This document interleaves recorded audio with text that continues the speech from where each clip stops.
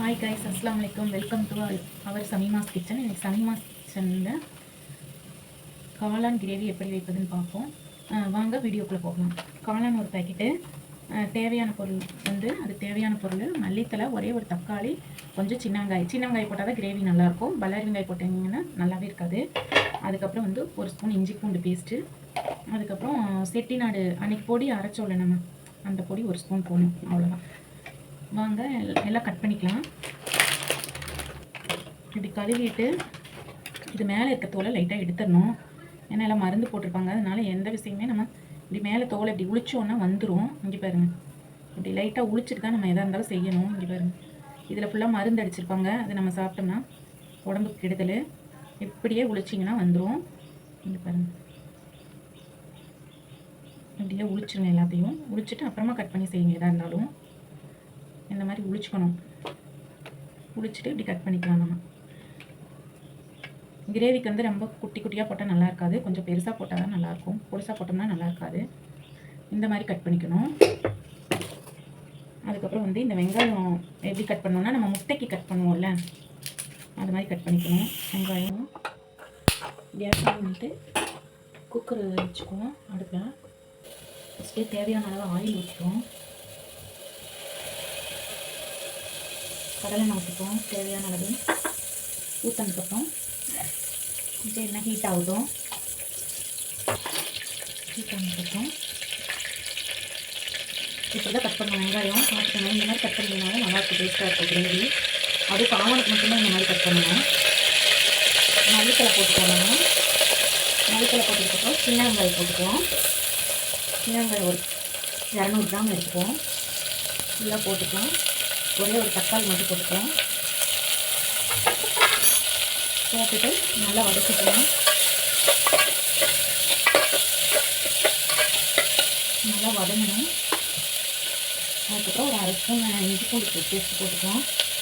இஞ்சி பூண்டு பேஸ்ட் ஒரு 1/2 ஸ்பூன் போட்டுக்கலாம். லைட்டாக தான் இதுக்கு மசாலா போடணும். கிரேவிக்கு மாதிரி நிறையா போட்டிங்கன்னா நல்லா இருக்காது, கசக்கும்.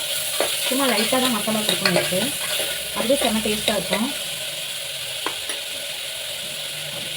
மிளகாய் தூள் ஒரு 1/2 டீஸ்பூன் போட்டுப்போம்.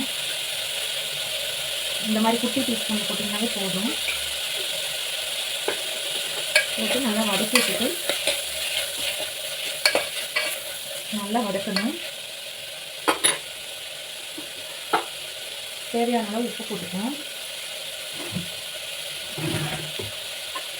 போட்டு நல்லா வதக்கிக்கணும். எதாக இருந்தாலும் கல் உப்பு யூஸ் பண்ணால் தான் உடம்புக்கு நல்லது. அதுக்கப்புறம் இந்த மாதிரி காளான் கட் பண்ணி வச்சுருக்கோம். இந்த மாதிரி கட் பண்ணிக்கோங்க. ரொம்ப குட்டி குட்டியாக கட் பண்ணிங்கன்னா நல்லா இருக்காது டேஸ்ட்டு. இந்த மாதிரி நான் கட் பண்ணிவிட்டு நல்லா வாஷ் பண்ணி வச்சுருக்கேன்.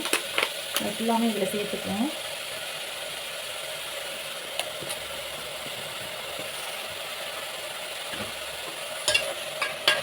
நல்லா வதக்கிக்குவோம். அந்த செட்டிநாடு மசாலா அன்றைக்கி நான் ஒரு கிரேவிக்கு காமிச்சேன்ல, வறுத்து அரைக்கணும்னு சொல்லிட்டு, அது நான் எப்பயுமே அரைச்சி வச்சுருக்கேன் வீட்லேயே. அது ஒரு ஸ்பூன் போட்டுக்குவோம். அது போட்டால் இன்னும் டேஸ்ட்டு நல்லாயிருக்கும்.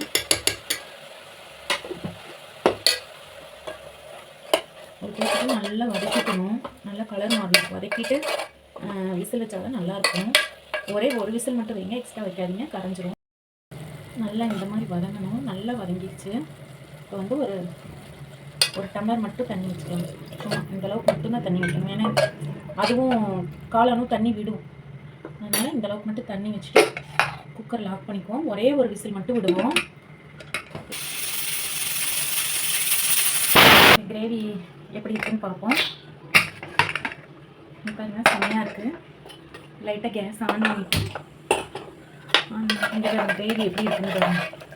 சூப்பராக இருக்குது கிரேவி. வாங்க சாப்பிடலாம். இதுக்கு கொஞ்சம் லைட்டாக தேங்காய் ஊற்றிக்கணும். லைட்டாக தேங்காய் ஊற்றிட்டு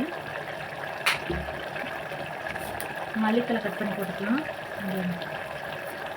மல்லித்தலை நல்லா கட் பண்ணி போட்டுட்டு அதுக்கப்புறம் அந்த செட்டிநாடு பொடி இருந்துச்சுல, அதை கொஞ்சம் லைட்டாக போட்டோம்னா மனம் நல்லாயிருக்கும். கடைசியில் சும்மா லைட்டாக பேருக்கு இந்த மாதிரி போட்டோம்னா செம்ம டேஸ்ட்டாக இருக்கும் கிரேவி. ஒரு நாளைக்கு நீங்கள் செஞ்சு பாருங்கள். கமெண்ட் பண்ணுங்கள், ஷேர் பண்ணுங்கள், சப்ஸ்கிரைப் பண்ணுங்கள். இந்த கிரேவி செஞ்சு பார்த்துட்டு எப்படி இருந்துச்சுன்னு சொல்லி எனக்கு கமெண்ட் பாக்ஸில் கமெண்ட் பண்ணுங்கள். ஓகே, இங்கே பாருங்கள் எப்படி இருக்குது கிரேவி. நீங்கள் செஞ்சு பார்த்துட்டு அப்புறம் சொல்லுங்கள்.